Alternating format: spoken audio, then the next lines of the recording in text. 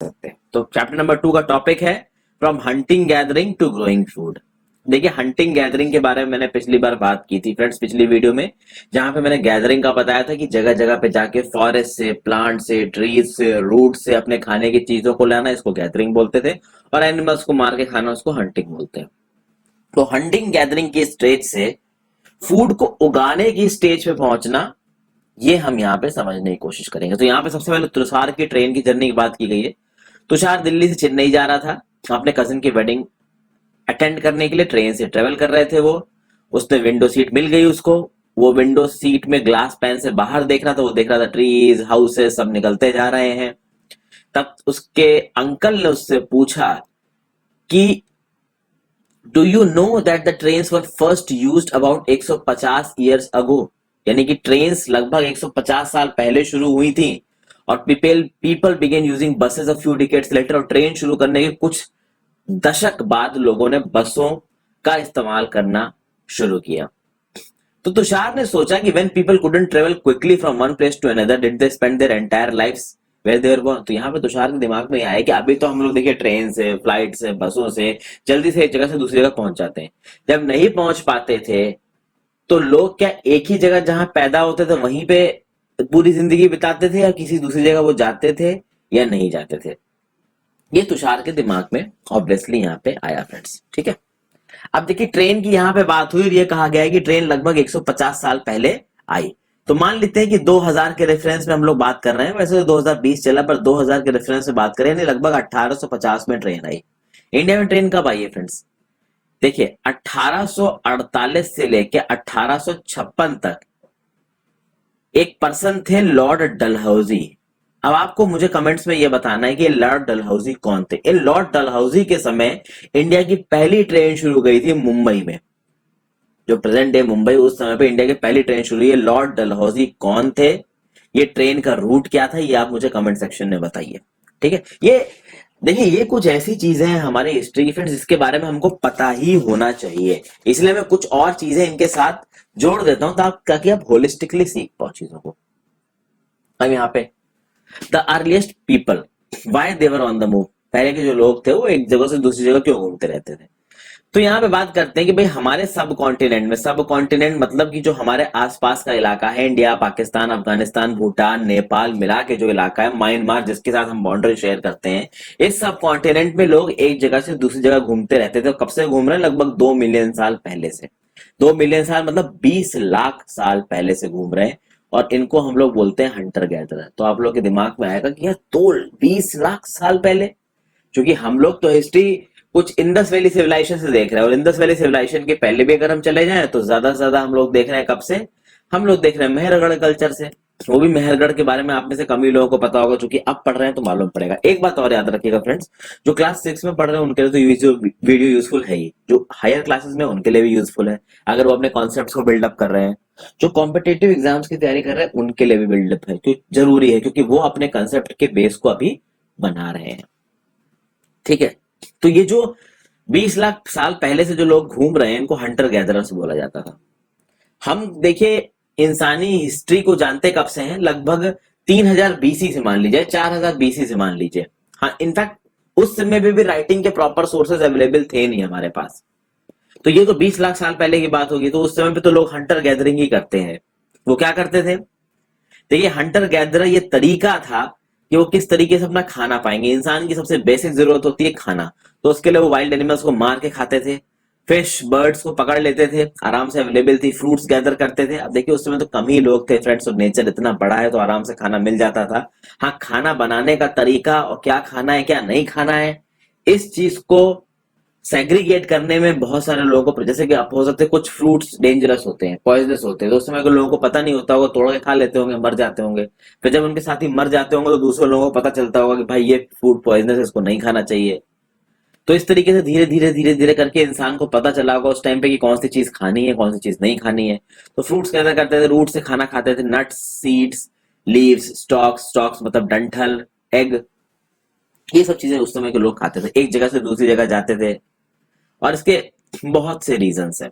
देखिए एक जगह से दूसरी जगह जाने का एक मेजर रीजन ये है कि अगर वो किसी एक जगह पे एक बहुत लंबे समय के लिए रुक जाते तो होता ये है कि वो उस जगह के सारे प्लांट और एनिमल सोर्सेस को कंज्यूम कर लेते। तो जब उस जगह के प्लांट और एनिमल सोर्सेस कंज्यूम हो जाते तो उनके पास खाने को बचता नहीं, तो दूसरी जगह जाना ही था। दूसरी बात यह है कि फ्रेंड्स, ये जो एनिमल्स थे वो एक जगह से दूसरी जगह चलते हैं। वो स्मॉलर प्ले, छोटे शिकारों के केस में चलते हैं, या फिर जो डियर होता है या वाइल्ड कैटल होता है, जो भेड़ बकरियां होती हैं, जंगली भेड़ बकरियां, वो ग्रास या लीव्स के लिए एक जगह से दूसरी जगह जाती हैं। तो ऑब्वियस सी बात है, इन भेड़ बकरियों को ये लोग मार के खाते थे। जो पुराने इंसान थे, लगभग 20 लाख साल पहले से, तब से कब की बात कर रहा हूं, तो उस समय पे जब ये भेड़ बकरियां वाइल्ड में घूमेंगी ग्रास लीव्स के लिए, तो इन भेड़ बकरियों को वो लोग फॉलो करेंगे, क्योंकि उनको हंट करके तो वो खाएंगे। तो एक ये भी मूवमेंट होता था कि एनिमल के मूवमेंट के साथ वो एक जगह से दूसरी जगह जाते थे। फिर तीसरा रीजन ये था कि जो पौधे होते हैं, ट्रीज होते हैं, ये अलग अलग सीजन में फ्रूट्स देते हैं। तो सीजन टू सीजन अलग अलग तरीके के प्लांट्स अलग अलग एरिया में मिलते थे, इसीलिए लोग एक जगह से दूसरी जगह जाते थे। और चौथा रीजन ये है फ्रेंड्स कि जो प्लांट्स और एनिमल्स थे, उनको पानी चाहिए होता था सरवाइव करने के लिए। पानी मिलता है झीलों में, स्ट्रीम्स में, रिवर्स में। अब कुछ रिवर्स और लेक्स तो पेरेनियल होती है। पेरेनियल मतलब उनमें पानी हर पूरे साल मिलेगा। कुछ सीजनल होंगी। सीजनल मतलब कि जिस समय पे पानी बरसेगा उस समय वो भर जाएंगे, जब पानी खत्म हो जाएगा, सूखा आ जाएगा, तो वो सूख जाएंगे। तो पीपल जो कि इन स्ट्रीम्स के किनारे पे रह रहे थे, अगर ड्राई सीजन पड़ गया और वहां पे उन स्ट्रीम्स का, उन लेक्स का पानी सूख गया, तो पानी की खोज में उनको एक जगह से दूसरी जगह जाना पड़ेगा। और चूंकि 20 लाख साल पहले की बात हो रही है फ्रेंड्स, 20 लाख साल से 10,000 साल पहले तक की बात आप कर लीजिए, इस रेंज की अगर हम बात करें, तो उस समय का जो क्लाइमेट हुआ करता था, जो एनवायरमेंट हुआ करता था, वो अभी से बहुत अलग है। अभी जो क्लाइमेट है, एनवायरमेंट है, उसके लिए हम यूज टू है। देखिए, हम अपने लाइफ स्पैन की बात करते हैं फ्रेंड्स। हमारी जिंदगी को ज्यादा से ज्यादा कितने साल हुए? 15 साल, 20 साल, 25 साल, 30 साल। आप अगर अपने माँ बाप का एक्सपीरियंस ले लो तो 60-70 साल। और पिछले कई हजार सालों में इन्वायरमेंट जो है, वेदर है, वो एक जैसा रहा है। लेकिन ऐसा 20 लाख साल पहले भी एग्जैक्टली यही वेदर हर जगह हुआ करता था, ये जरूरी नहीं है। आइस एज आई थी, फिर आइस पिघली 10,000 साल पहले, तो चीजें थोड़ी फेवरेबल हुई रहने की। वो हम सब्सिक्वेंट क्लासेस में डिस्कस करेंगे, अभी इस लेवल पे, उतने लेवल पे जाना ठीक नहीं। तो 4 मेजर रीजंस मैंने आपको बात की कि क्यों लोग एक जगह से दूसरी जगह जाते थे। फिर how do we know about these people? तो हम इन लोगों के बारे में ऑब्वियसली बात है आर्कियोलॉजिस्ट से जानते हैं। आर्कियोलॉजिस्ट को कुछ ऐसी चीजें मिली हैं जो हंटर और गैदरर उस समय इस्तेमाल करते थे। ये चीजें ऑब्वियसली बात है स्टोन से बनी थी। वो टूल्स जो स्टोन से बने थे, वुड से बने थे, बोन से बने थे, क्योंकि उस समय पे उनको ज्यादा मेटल्स के बारे में पता नहीं था। तो ऑब्वियसली बात है स्टोन, पत्थर, वुड और बोन एक ऐसी चीजें थी जिनको टूल की तरह इस्तेमाल करके पौधों को काटा जा सकता था, जानवरों को शिकार किया जा सकता था, इसलिए इनको इस्तेमाल किया जाता था। फिर इन स्टोन टूल्स का प्रयोग मीट को काटने में, बोन को काटने में, ट्रीज से बार्क को निकालने में, एनिमल स्किन्स को हाइड करने, हाइड्स एनिमल स्किन्स मतलब क्या होता है, जैसे आपने किसी एक डियर को मार दिया, तो डियर की खाल को निकालने के लिए किसी एक पॉइंटेड चीज की जरूरत पड़ेगी, तो वो स्टोन टूल्स इस्तेमाल किए जाते थे। ठीक है। रूट्स को चॉप करने के लिए, रूट्स को उखाड़ने में, क्योंकि रूट्स में भी खाना मिलता है, इन सब चीजों में इसका इस्तेमाल होता था। तो क्या करता था, इन स्टोन्स को, इन पॉइंटेड पार्ट को बोन के या वुड के एंड में चिपका दिया जाता था और उनको स्पीयर्स या एरो जैसा बना लिया जाता था और फिर इनको इस्तेमाल किया जाता था। बहुत सारे टूल्स का लकड़ियों को काटने में भी इस्तेमाल करता था। इस लकड़ी की जरूरत पड़ती थी, चूंकि फायरवुड चाहिए होता था। फायरवुड एक तो मीट को पकाने के लिए और दूसरा गर्मी के लिए इस्तेमाल होता था। ठीक है, तो फायरवुड एक बहुत मेजर चीज थी। अब स्टोन टूल का इस्तेमाल क्यों होता है? लेफ्ट में देखिए, लेफ्ट वाला, digging the ground to collect edible roots. ये रूट्स को जमीन के अंदर से डिग करके इसके अंदर जो फ्रूट लगा है इसको खाने के लिए इस स्टोन का इस्तेमाल किया जाता है। फिर राइट्स में stitching clothes made out of animal skin. आपने एनिमल स्किन की हाइड्स, डियर को मार के उसकी खाल तो निकाल ली, पर उस खाल को पहनने के लिए उसको थोड़ा सा स्टिच करना पड़ेगा जगह जगहों पे, तो वो स्टिचिंग में इन्हीं पत्थरों से होती थी। तो स्टोन टूल्स का प्रयोग उस समय में बहुत सारी चीजों के लिए होता था। उसके बाद बात करते हैं choosing a place to live in. यहाँ पे एक मैप दे रखा है और यहाँ पे कुछ प्लेसेस को रेड ट्राइंगल से मार्क किया है, जिसको आर्कियोलॉजिस्ट ने बताया है कि यहाँ पे हंटर गैदरर के एविडेंसेस मिले हैं। अब देख लेते हैं भैया ये रेड रेड वाली जगह कौन सी थी। भीमबेटका। अब देखिए फ्रेंड्स, भीमबेटका, खास बात देखिएगा, भीमबेटका ये बिल्कुल नर्मदा नदी के किनारे पड़ रही है। कुरनूल, हुंसगी, ये भी बिल्कुल नदियों के पास थे। तो ये जो लाल लाल रंग के जो ट्राइंगल है ना, हुंसगी, कुरनूल, भीमबेटका, और ये दो तीन चीजें दिख रही हैं यहाँ पे, ऐसे बहुत सी जगह मिली हैं जहां पे हंटर गैदरर के प्रूफ मिले हैं इन आर्कियोलॉजिस्ट को। और ये जो जगहें हैं वो वाटर के सोर्सेस के बहुत पास है, रिवर्स के पास है, लेक्स के पास है, क्योंकि ये जो हंटर गैदरर है इनको पता भैया देखो इनकी बेसिक रिक्वायरमेंट पानी की है। पानी तो चाहिए ही चाहिए इनको पीने के लिए, मीट खाने से पहले उस खून को साफ करने के लिए, बहुत तरीके की चीजों के लिए पानी का प्रयोग होता है। इनफैक्ट खाना पकाने के लिए एक टाइम पे पौधों को उबालने के लिए पानी की जरूरत पड़ती थी उस समय पे। ठीक है, धीरे धीरे करके पानी की जरूरत इनको महसूस हुई, तो पानी का बहुत जगह पे प्रयोग होता था, इसलिए पानी के सोर्स के पास रहना बहुत जरूरी था। अच्छा, स्टोन टूल्स बहुत इंपॉर्टेंट हुआ करते थे, इसलिए लोग ढूंढते थे कुछ ऐसी जगह पे जहां पे अच्छा स्टोन मिल जाए, क्योंकि स्टोन का प्रयोग तो देखिए हर चीज में हो रहा है ना। स्टोन का प्रयोग पूरा का पूरा टूल उस समय उनके लिए स्टोन है, उस स्टोन से वो हंटिंग करेंगे, उस स्टोन से लकड़ी काटेंगे, उसी स्टोन से हाइड्स निकालेंगे, एनिमल स्किन्स को निकालेंगे, उसी स्टोन को रगड़ रगड़ के वो फाइल पैदा करेंगे, आग पैदा करेंगे। तो स्टोन्स की बहुत जरूरत पड़ती थी उस टाइम पे। अब भीमबेटका की बात कर लेते हैं। भीमबेटका प्रेजेंट डे मध्य प्रदेश में, ये ओल्ड साइट है जहां केव्स और रॉक शेल्टर्स मिलते हैं। इस केव्स और रॉक शेल्टर्स में ये हंटर गैदरर रहा करते थे, क्योंकि ये केव्स और रॉक शेल्टर्स उनको बरसात से, गर्मी से, हवा से बचाती थी। और ये शेल्टर्स नर्मदा नदी के पास थे, तो ऑब्वियस सी बात है नर्मदा नदी के पास है तो नर्मदा नदी में उनको पानी मिल जाएगा। पानी मिल जाएगा तो पानी एक बहुत बेसिक रिक्वायरमेंट है रहने के लिए। आप समझ ही सकते हैं पानी के बिना हम रह नहीं सकते। अब देखिए कुछ रॉक पेंटिंग्स है, यहाँ पे एक रॉक पेंटिंग आपको नजर आ रही है। अब पेंटिंग फ्रॉम रॉक, अब डिस्क्राइब करिए। देखिए ये डियर है, डियर दौड़ रहा है, पीछे से कोई इसको दौड़ा रहा है मारने के लिए। साफ साफ पता चल रहा है कि यहाँ पे डियर की हंटिंग हो रही है। तो ये जो वॉल्स पे उस समय पे जो रॉक पेंटिंग्स होती थी ना, रॉक पेंटिंग्स डिपिक्ट करती थी कि उस समय के लोग क्या करते थे। तो उस समय पे ऑब्वियसली कुछ आर्टिस्ट रहे होंगे, वो आर्टिस्ट की विजुअल होता है ना कि एक इंसान के अंदर इनर टैलेंट होता है, तो उस टैलेंट को कैसे दिखाएं, तो ऑब्वियस सी बात है वो रॉक पेंटिंग्स में सामने आया है। और हमको इस पेंटिंग से उस समय की बहुत सारी चीजों का पता चला है। ऐसे बहुत सी रॉक पेंटिंग्स आपको मध्य प्रदेश में, साउदर्न उत्तर प्रदेश में मिलेंगी। इस पेंटिंग में बहुत ही अच्छे स्किल के साथ वाइल्ड एनिमल्स को डिपिक्ट किया गया है। ये देखिए केव दिखा रखी है। अभी साइट्स क्या है, देखिए साइट्स वो प्लेसेस हैं जहां पे पुराने समय के रिमेन्स मिले हैं, जैसे टूल्स मिले हैं, पॉट्स घड़े मिले हैं, बिल्डिंग्स मिली हैं।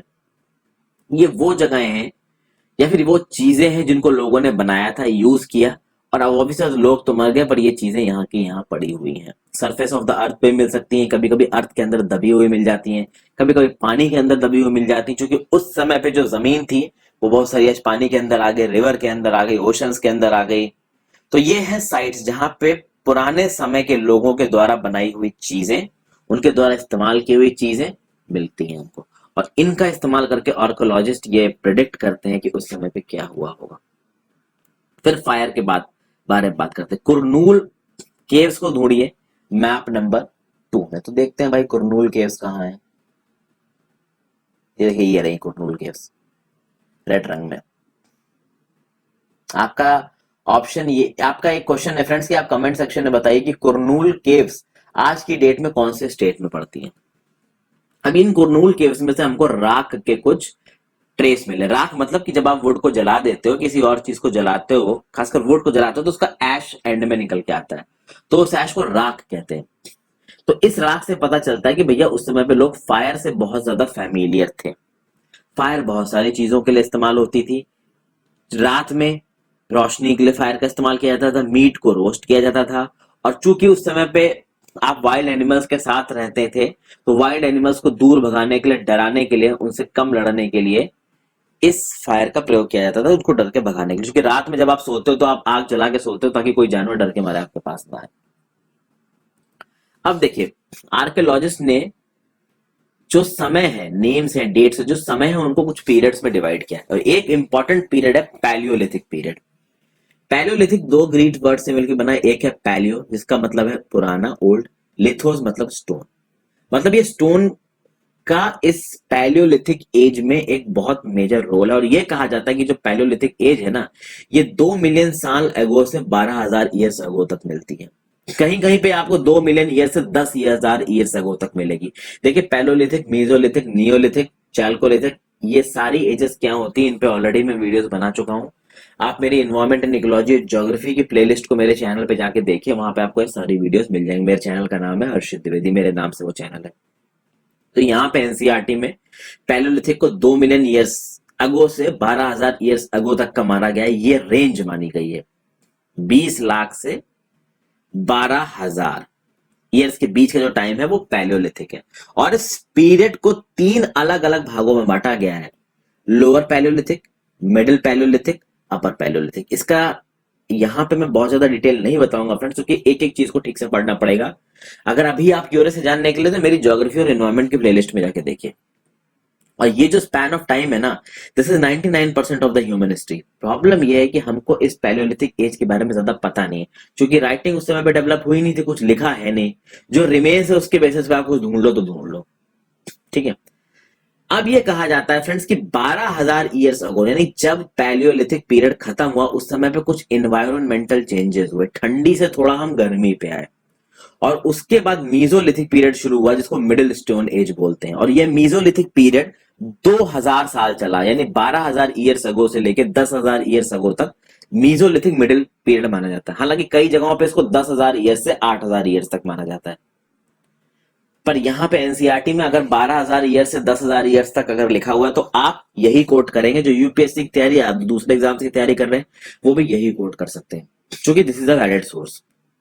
मेसोलिथिक पीरियड में जो टूल्स मिले हैं वो बहुत छोटे हैं, इनको माइक्रोलिथ्स भी कहा जाता है। माइक्रोलिथ्स में क्या होता है कि भाई, ये जो माइक्रोलिथ्स से छोटे छोटे पॉइंटेड स्टोन के टूल्स थे, इनको बोन हैंडल से चिपका दिया जाता था, ताकि ये सॉज और सिकल्स की तरह काम करते थे, ठीक है। तो मतलब माइक टूल्स थोड़े और रिफाइन हो गए थे, थोड़े और शेप में आ गए थे, थोड़े और पॉइंटेड हो गए थे। बस यही हुआ था आपका मीसोलिथिक पीरियड में। और उसके बाद जो मीसोलिथिक के बाद आया, उसको बोलते हैं नियोलिथिक, यानी 10,000 ईयर साल के बाद।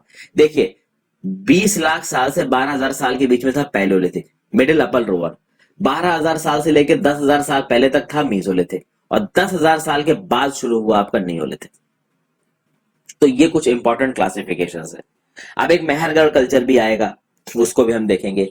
ये जो टाइम फ्रेम मैं बता रहा हूँ फ्रेंड्स, ये टाइम फ्रेम हर जगह कांस्टेंट नहीं है, अलग अलग जगहों पे कुछ हजार साल का आपको फर्क मिलेगा। तो उसमें बहुत ज्यादा अपना समय वेस्ट मत करिएगा, क्योंकि यहाँ पे एनसीईआरटी में आपको ये डाटा दे दिया गया है, तो आप इसको नोट डाउन कर सकते हैं और इसको कोट कर सकते हैं। बट अपनी थॉट प्रोसेस को थोड़ा खुला रखिएगा, क्योंकि अलग अलग जगहों पे इन पैलियोलिथिक की, मीसोलिथिक की, नियोलिथिक की जो रेंजेस है वो थोड़ी अलग अलग है, ठीक है।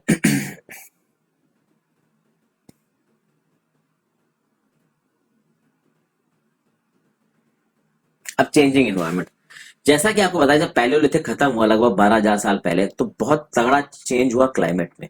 वार्म कंडीशंस आ गई। पहले बहुत कोल्ड कंडीशंस थी, एकदम से वार्म कंडीशन आई। जब वार्म कंडीशंस आई, पानी की बरसात थोड़ी बढ़ी, तो ग्रासलैंड्स आने शुरू हुए।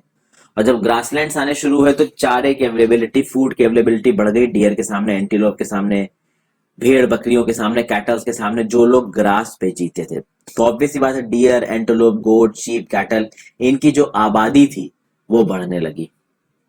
और ऑब्वियस सी बात है, जो इन एनिमल्स को हंट करते थे वो इन एनिमल्स को फॉलो करते थे। अब जब डियर, एंटीलोप, गोट, शीप, कैटल, इनकी आबादी ग्रास की वजह से बढ़ी, ये भी थोड़े नंबर में बढ़े। इनका मूवमेंट के साथ साथ जो लोग इनको फॉलो करते थे, जो उस समय के हंटर गैदरर्स थे, वो इनको फॉलो करने लगे। जब वो उनको फॉलो करने लगे, तो उन्होंने देखा, इन एनिमल्स को देखा, इनकी फूड हैबिट्स को देखा, इनके ब्रीडिंग सीजन को देखा। उसके साथ साथ इन लोगों को भी कुछ चीजें समझ में आनी शुरू हुई। अब देखिए, आप उस समय पे सोचिए, एक आदमी जो एक गोट को मारने जा रहा है, तो अब उसने 3-4 गोट पकड़ लीजिए, मान लीजिए एक झुंड में, एक को मार के उस समय खा गए, तो उस समय उनकी भूख खत्म हो गई। तो बच्चे 3 को भी तो उस समय मारेंगे नहीं, वो ये सोचेंगे कि 3 को भी हम लोग रख लेते हैं, बाद में मार के खाएंगे जब भूख लगेगी। लेकिन उस तरीके से उन्होंने गोट को पालना शुरू किया होगा, उस कैटल को पालना शुरू किया होगा। धीरे धीरे जब उन्होंने उसको पालना शुरू किया होगा, तो पता चलता होगा कि यार ये तो मिल्क भी देती है, इस तरीके की चीजों के बारे में पता चलना शुरू होगा, इसके और भी। तो उन्होंने उसको रियर करना शुरू किया, उसको हर्ड करना शुरू किया।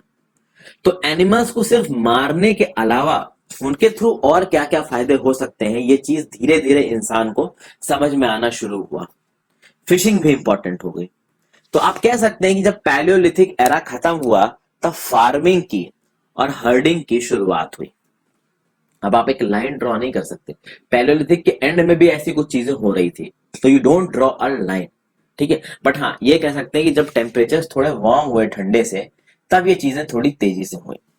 अब देखिए beginning of farming and herding.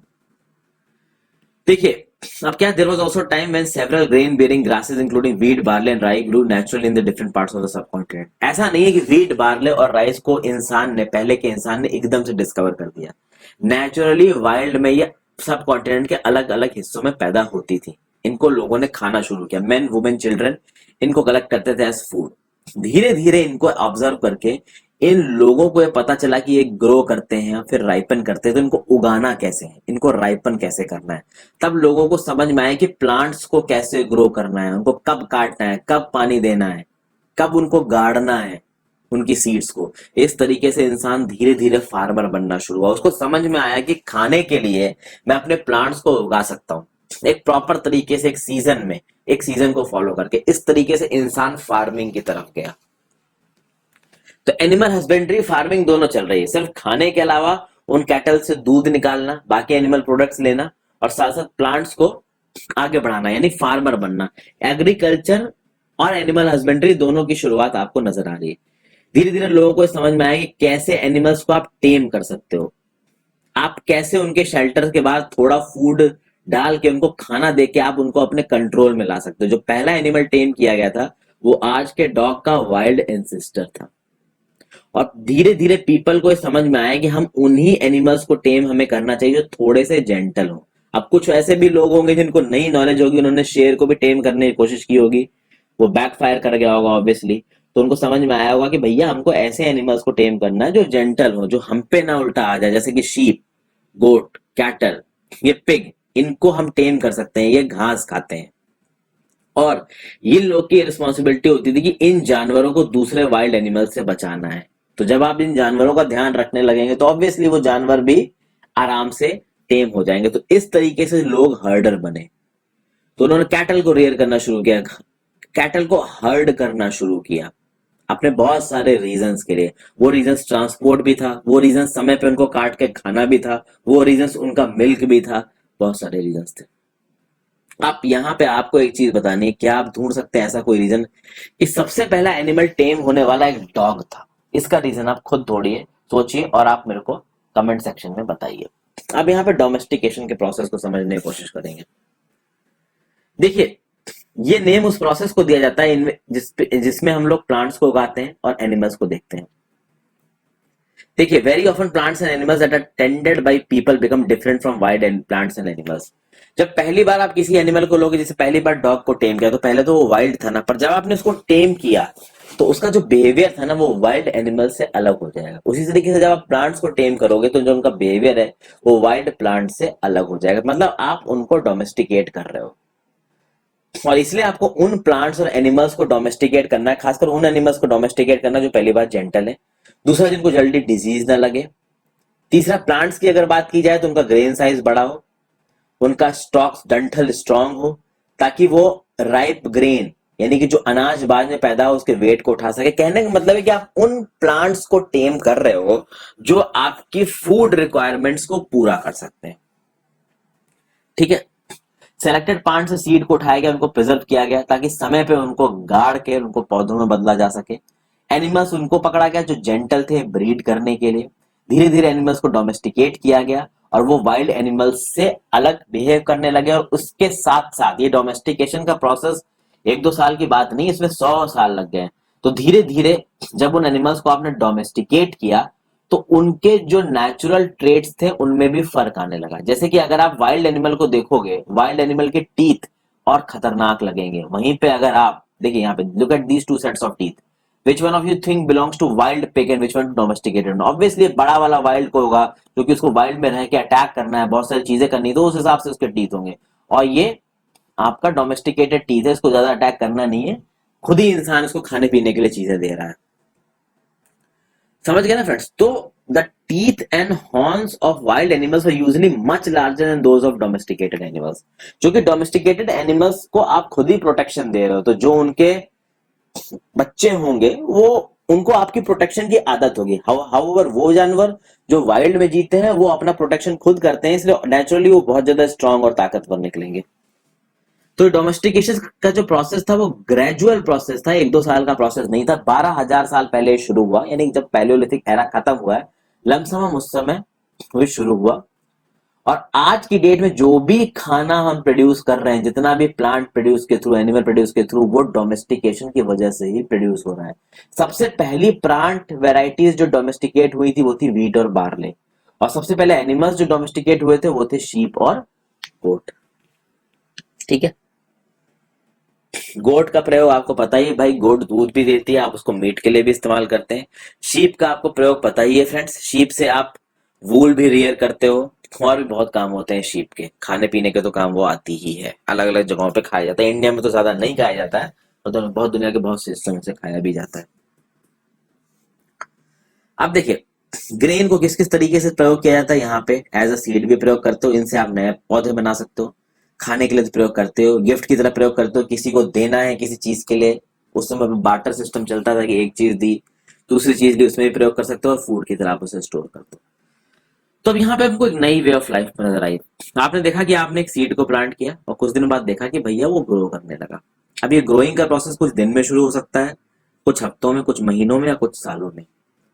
तो धीरे धीरे लोगों ने प्लांट्स को उगाना शुरू किया, और उनको समझ में आया कि अगर उनको उगाना है किसी एक प्लांट को किसी एक जगह पे रुक के, तो उस जगह पे उसको काफी देर तक रुकना पड़ेगा, क्योंकि जब प्लांट्स उगेंगे उनको पानी देना पड़ेगा, उनमें से वीड्स को हटाना पड़ेगा, एनिमल्स और बर्ड्स से उनको बचाना पड़ेगा, ताकि जब वो ग्रेन्स राइपन हो पाए तो उस ग्रेन को आप इस्तेमाल करके खा सको।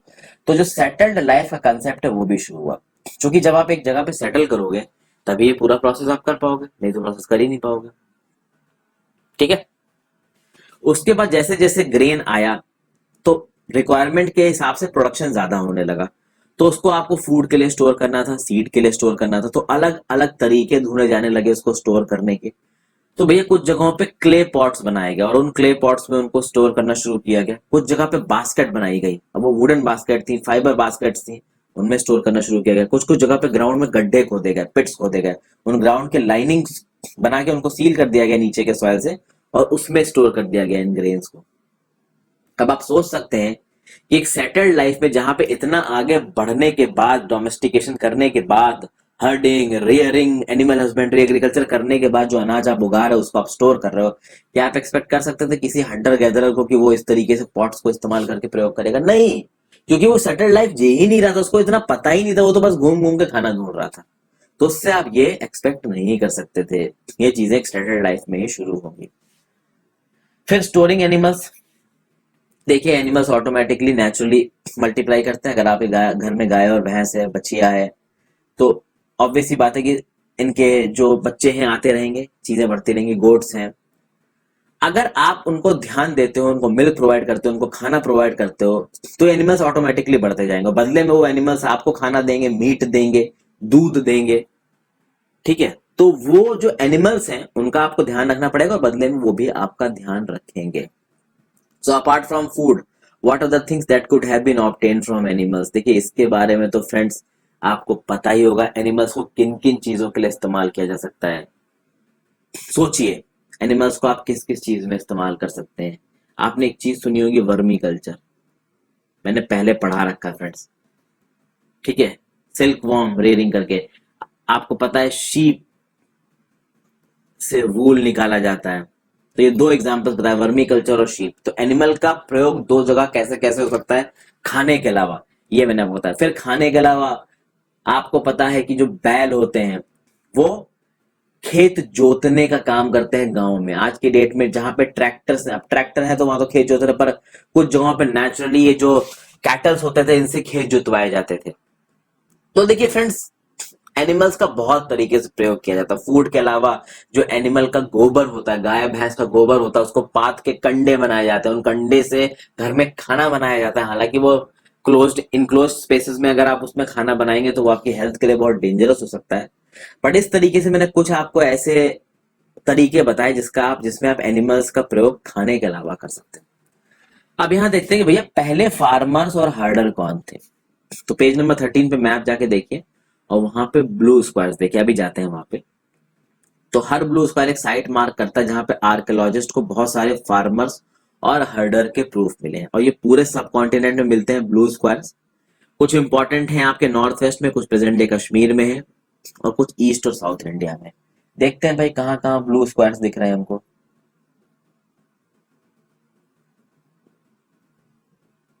देखिए, बुरज़ाहोम जम्मू एंड कश्मीर में दिख रहा है, मेहरगढ़ ये तो पाकिस्तान में पहुंच गया, कोलदेवा, महागरा, चिरंद, देवजाली, हाल्दिंग ये नॉर्थ ईस्ट में नजर आ रहा है आपको, पय्यमपल्ली, हलूर, कितने सारी आपको जगहें मिल रही है। इंडिया में ऐसी बहुत सी जगह है जहां पे फार्मिंग के और हर्डिंग के प्रूफ हमको मिले हैं।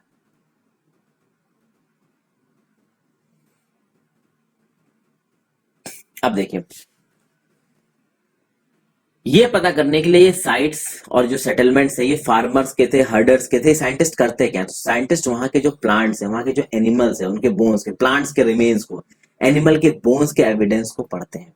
कई कई जगहों पे बर्न्ट ग्रेन के रिमेन्स मिले हैं, यानी ग्रेन्स को जलाया गया है। अब हो सकता है वो ग्रेन्स गलती से आग लगने की वजह से जल गए और पर्पसफुली जलाया गया होगा, लेकिन साइंटिस्ट ने इन ग्रेन्स को आइडेंटिफाई किया और इन ग्रेन्स के दम पे उनको यह पता चला कि कितनी तरीके की क्रॉप्स उस समय सब कॉन्टिनेंट में उगाई जाती हैं, और अलग अलग जानवर को उनकी बोन्स के हिसाब से आइडेंटिफाई किया जा सकता है। और बोन हमें मिली है फ्रेंड्स, बोन्स हमको मिल जाती है, बोन इतनी जल्दी डिकम्पोज नहीं करती है। फिर टुवर्ड्स सेटल्ड लाइफ की बात करते हैं। आर्कियोलॉजिस्ट को हट्स के, झोपड़ियों के, हाउसेस के भी कुछ प्रूफ मिले हैं, जैसे कि बुरज़ाहोम जो कि प्रेजेंट डे कश्मीर में है, मैंने आपको दिखाया, वहां पे लोगों ने पिट हाउसेस बना रखे हैं जिनको जमीन में गड्ढा खोद के बनाया गया है। जमीन में गड्ढा खोदने के बाद प्रॉपर स्टेप्स बनाए गए हैं जो उस गड्ढे के अंदर लेके जाएंगे, वहां पे लोग रहते थे। और कोल्ड वेदर में, चूंकि कश्मीर में ठंडी पड़ती है, तो वहां पे कोल्ड वेदर में जमीन के अंदर बनाया गया, तो ऑब्वियसली बात है ठंडी से भी इस तरीके का अरेंजमेंट बचाता था। फिर घरों के बाहर और अंदर, हट्स के बाहर और अंदर दोनों जगह पे कुकिंग की पिट्स थी, हर्ट्स थी, वहां पे कुकिंग होती थी। मतलब अंदर भी आप कुक कर सकते हो, बाहर भी कुक कर सकते हो। ऑब्वियसली बात है, अगर बाहर बहुत ज्यादा ठंडी है तो आप अंदर खाना बनाओगे, और अगर वेदर ठीक है तो आप बाहर भी खाना बना सकते हो। तो बहुत ज्यादा गर्मी है तो बाहर खाना नहीं बनाओगे, बहुत ज्यादा ठंडी है तो बाहर खाना नहीं बनाओगे, तो वेदर के हिसाब से खाना बनाया जाता है। पिट हाउस को ड्रॉ करना है, पिट हाउस को ड्रॉ करने का सबसे अच्छा तरीका है फ्रेंड्स, आप गूगल सर्च मारो, वहां पे पिट हाउस ऑफ एंशिएंट इंडिया आपको बहुत आराम से मिल जाएंगे। फिर स्टोन टूल्स मिले हैं भाई इन साइड से। देखिए, स्टोन टूल्स तो मिलेंगे फ्रेंड्स, स्टोन टूल्स तो पैलियोलिथिक एरा से ही एग्जिस्ट कर रहे थे, ठीक है। और अब तो पैलियोलिथिक एरा ऑलमोस्ट खत्म हो रहा है और हम मीजोलिथिक में घुस रहे हैं, तो बहुत जगहों से स्टोन टूल्स मिले हैं, और ये बहुत हद तक अलग थे पहले के पैलियोलिथिक से।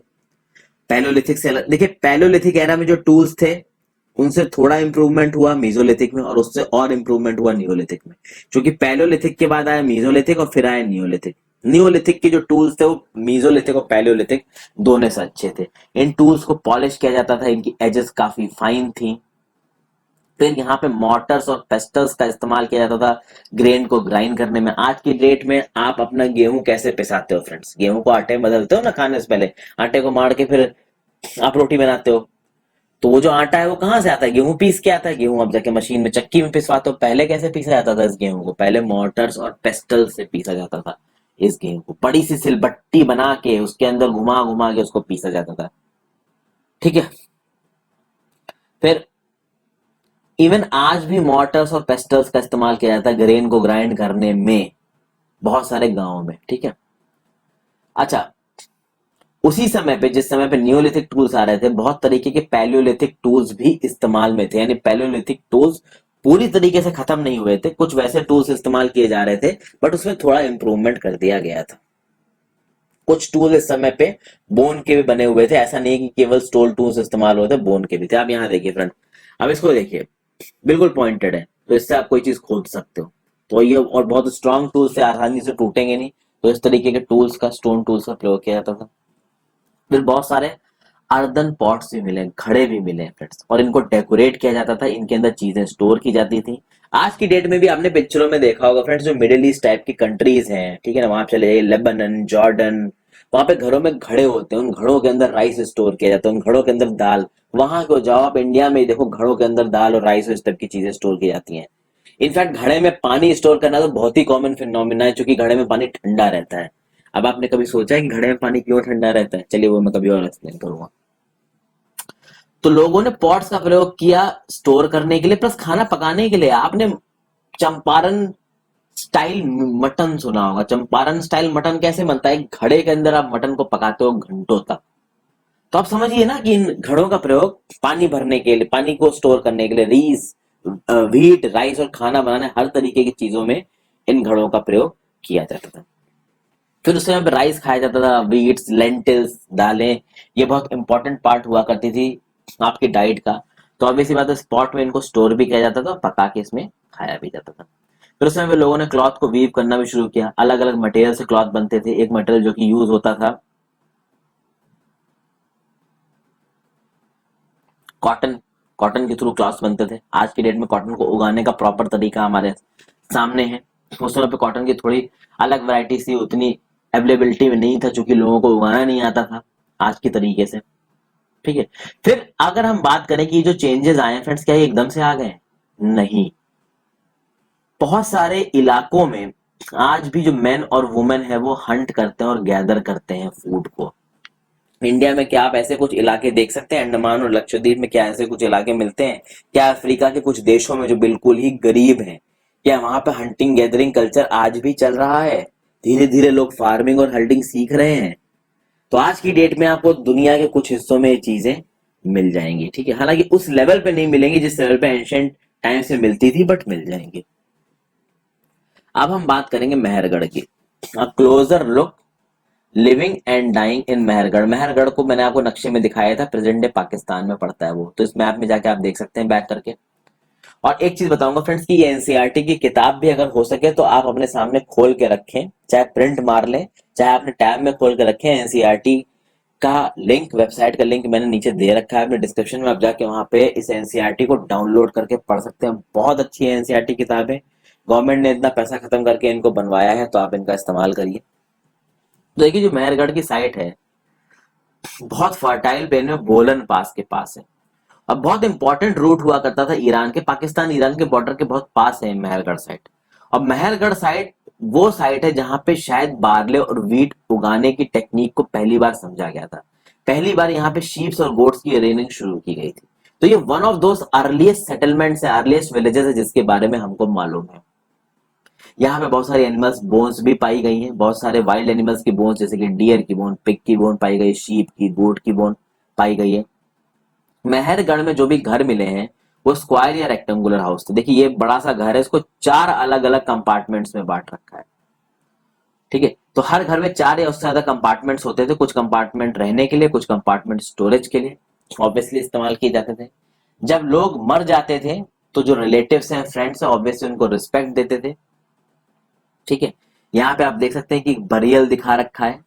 एक आदमी है, उसको गाड़ दिया गया और उसके साथ साथ उसकी गोट्स को भी गाड़ा गया, मतलब गोट्स को का भी स्केलेटन दिखाया गया। तो मेहरगढ़ में आपको एक कल्चर देखने को मिलेगा कि जब इंसान मर जाता था उसको गाड़ते थे, उसके गाड़ने के साथ साथ, ठीक है, कुछ गोट्स को भी गाड़ देते थे। क्योंकि मेहरगढ़ के लोगों का मानना था कि डेथ के बाद भी किसी तरीके की जिंदगी होती थी। तो बरियल एक अरेंजमेंट होता था जहां पे इन लोगों को आराम से एक जगह पे आराम किया जाता था, मतलब गाड़ के उनको आराम करने दिया जाता था जब वो मर जाते थे। तो बहुत सारी बरियल साइट्स आपको महरगढ़ में मिली। कुछ इंस्टेंसेस में ये देखा गया है कि भैया जो मरा हुआ पर्सन था उसको उसकी गोट्स के साथ गाड़ा गया। चूंकि लोगों को लगा कि ये किसी दूसरी दुनिया में जा रहा है, तो उस दुनिया में इसके पास खाना हो, इसलिए वो उन गोट्स को उस इंसान के साथ गाड़ देते थे ताकि उस इंसान को जहां पे वो जा रहा है वहां पे भी खाना मिलता रहे। इसलिए लोग अपने रिलेटिव्स और फ्रेंड्स को बहुत ज्यादा मानते थे। तो जब उनके रिलेटिव्स और फ्रेंड्स मर जाते थे तो उनको गाड़ने के साथ साथ उनकी गोट्स को भी गाड़ दिया जाता था ताकि उनको खाना मिलता रहे। अब देखिए यहाँ पे केव पेंटिंग्स इन फ्रांस दिखाई गई है। देखिए यहाँ पे आप देखिए, इसको पेंटिंग है। आप अपना एटलस खोलें और उस एटलस में फ्रांस को अपने मैप में देखें। फ्रांस को देखने की कोशिश कीजिए। फ्रांस ऑब्वियसली यूरोप में पड़ता है। आप 3-4 चीजें करिए। फ्रांस के चारों तरफ कौन कौन सी कंट्रीज हैं ये देखिए। फ्रांस कौन से ओशन के साथ बाउंड्री बनाता है ये देखिए, कुछ चीजें देखिए। तो ये जो पेंटिंग मिली है फ्रांस में एक केव है वहां से मिली है। ये जो साइट है इसको कुछ 4 स्कूल चिल्ड्रन ने 100 साल पहले डिस्कवर किया था। यहाँ पे जो पेंटिंग्स बनाई गई हैं वो 20,000 साल से 10,000 साल पहले बनाई गई थी।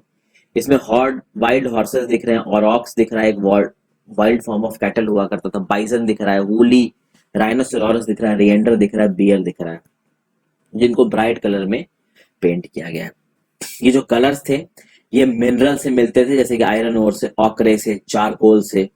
तो क्या ये पॉसिबल है कि इन पेंटिंग्स को किसी सेरेमोनियल ओकेजन से बनाया गया है, क्या किसी स्पेशल रिचुअल के लिए बनाया गया है, या फिर इन पेंटिंग्स को तब बनाया गया जब हंटर्स अपने प्रे अपने शिकार पे जाने से पहले इन पेंटिंग्स को बनाया गया है? तो क्या आप इन पेंटिंग को देख के, इनके अंदर के जानवरों को देख के ये प्रिडिक्ट कर सकते हैं कि ये पेंटिंग्स को बनाने की वजह क्या थी? ये यहाँ पे एक इंक्विजिटिव माइंडसेट को आपको लेके चलना है।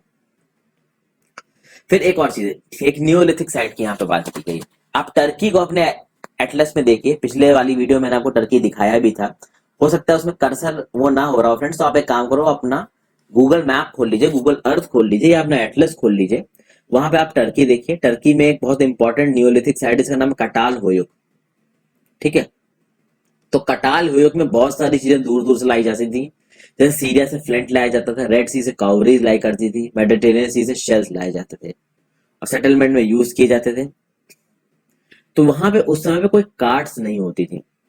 तो आप सोचिए फ्रेंड्स कि बहुत सारी चीजों को एनिमल्स की पीठ पे बांध के लाया जाता होगा, या तो कैटल बांध के लाए जाते होंगे या फिर पीपल उसको लेके आते होंगे।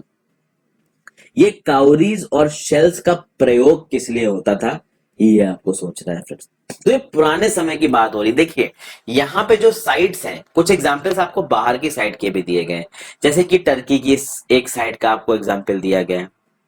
इंडिया में भी आपको बहुत सारी साइट्स दिखाई गई हैं, ठीक है।